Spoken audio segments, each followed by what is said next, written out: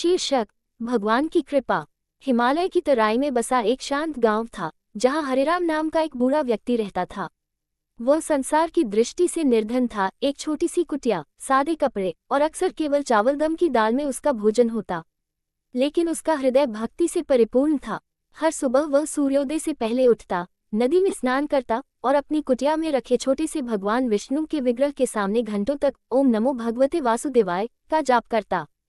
हरिराम कभी भगवान से धन या सुख सुविधा की याचना नहीं करता था।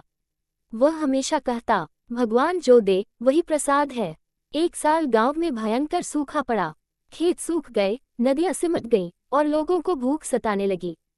गांव के अधिकतर लोग निराश हो गए। कुछ ने भगवान पर से विश्वास भी खो दिया। पर हरिराम का मन डगमगाया नहीं। वह रोज वैसे ही पूजा करता रहा।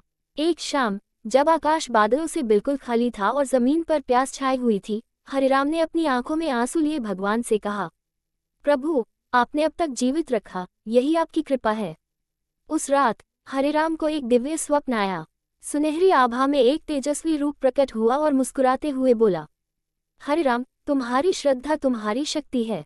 कल सुबह गांव के बाहर उस पुराने बरगद के पेड़ के नीचे जाओ और उसकी जड़ों के पास खुदाई करो।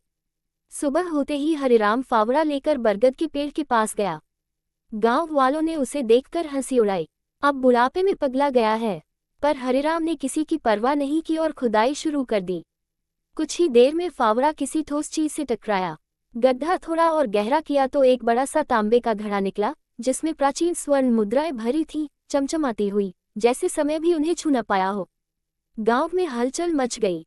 पुजारी ने बताया कि यह खजाना सैकड़ों वर्ष पुराना है, जो शायद किसी युद्धकाल में छुपाया गया था। हरिराम वहीं बैठ गया, हाथ जोड़कर बोला, यह मेरी नहीं, भगवान की कृपा है। उसने एक भी सिक्का अपने लिए नहीं रखा। उस धन से उसने गांव में एक कुआं खुदवाया, नलकूप लगवाए, भंडारे करवाए और हर भूखे को भोजन कराया। अपनी कुटिया के पास एक सुंदर मंदिर भी बनवाया, जहां रोज भगवान का नाम गूंजने लगा। सूखा समाप्त हुआ, पर गांव में एक नई आस्था जन्मी। जहां विश्वास होता है, वहां भगवान की कृपा अपने आप होती है। हरिराम ने अपना शेष जीवन वैसे ही सादगी और सेवा में बिताया जैसे पहले, क्योंकि उसे अब कुछ और नहीं चाहिए था। उसे ईश्वर की कृपा मिल चुकी थी।